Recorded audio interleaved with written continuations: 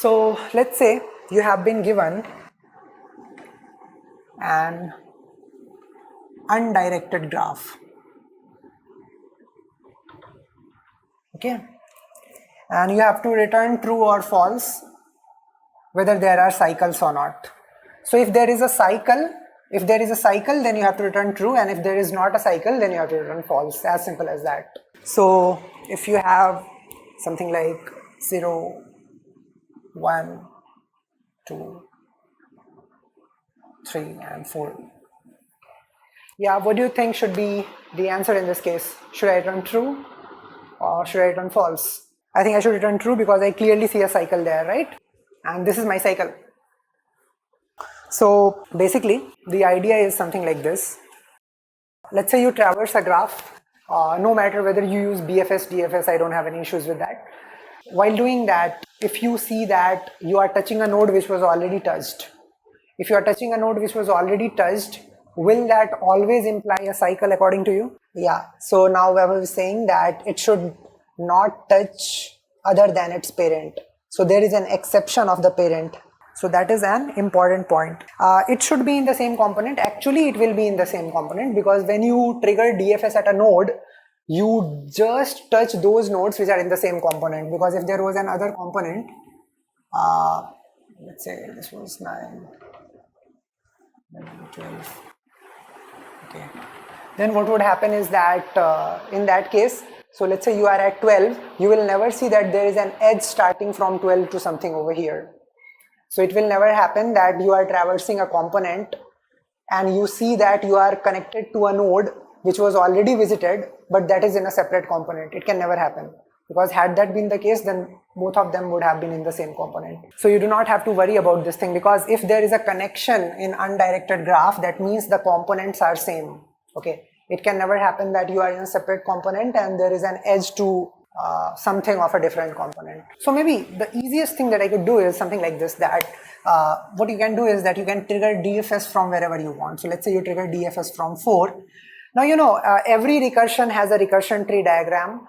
So when you draw it for DFS, that is a DFS tree. Okay, we'll cover more about DFS tree later. So let's say you call DFS at 4, it will call DFS at 3. DFS at 3 will call DFS at 0. And DFS at 0 will call DFS at 1, and now DFS at 1 will call DFS at 2, and now when you are at 2, you see that 2 is connected to 0, and you would see that 0 was already visited. So you would end up saying that, hey, there is a loop, right, that is existing in the graph. So the simple thing is that while performing DFS, if you see that your current node has an edge to a node that is already visited, that means that there must be a cycle over there. The only exception to this is that let's say you called from 4 to 3. Okay, let's say you are just do not see anything down, just see till here. Now you will inspect the adjacency list of 3, and in the adjacency list of 3 you will find 4 and you will find 0. Now you will see that, hey, 3 is connected to 4 and 4 is already visited, and you might say that, hey, there is a loop, and we never consider this as a loop. Although it implies that there is a direction from here as well as here, but we never consider one single undirected edge to play the role of a loop. So you have to handle the case of parents in a very easy manner. And that you can do by maintaining parent, as one of you is saying. So I think you can take care of that and you can have your job done. Okay, why is this logic working? This logic is working because you remember the first class of graphs. I said that whenever you are considering any graph kind of data structure, and you see that there are two nodes n and n dash, and let's say there are more than one paths to visit from n to n dash, that immediately means what? That means that there will be a cycle, right? Now if let's say there is a path from d2 to d0, that means if you had started from 4, then you can reach from 4 to 0 via this path also, and you can reach from 4 to 0 via this path also, right?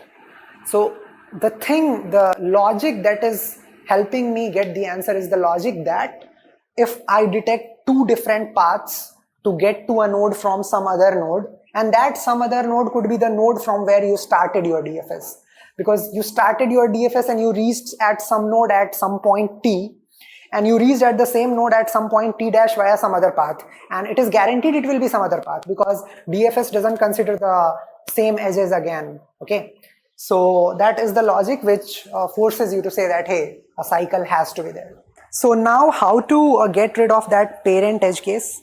So what exactly is the parent over here? So parent is something, so if let's say d of 0 has called d of 1, then parent is basically the parent function which has called it. So if you somehow store the label of the node of previous function call, then your job should get done, right? So what you can do is that you can have a simple DFS function, and in this DFS function along with the node which is n, you also pass the parent which is let's say p, and this would be a void function. And let's say you have a flag outside which is initially false, and you will make it true the moment you see that there is a cycle. Okay, so what is it that you are going to do? So let's say you have called a DFS, so you are going to say that is visited of n should be converted to true. Okay, now what you are going to do? So now you are going to traverse the adjacency list of n. So for j in, I am writing pseudocode, for j in adjacency list of n.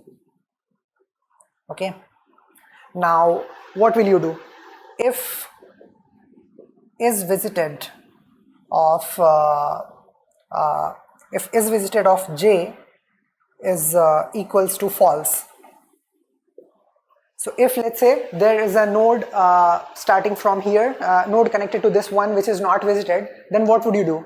You'd want to call a DFS at that point. And when you call a DFS at that point, what would you pass as the parent? What would be your parent? Your parent would be the current node, that is n, right? So if this is the case, then you would simply call DFS which is being triggered at node j, which is directly connected to this, and then the parent of that will be n, right? Else what will you do? Else. So else you should not call, but there can be two cases. First case can be a case of cycle.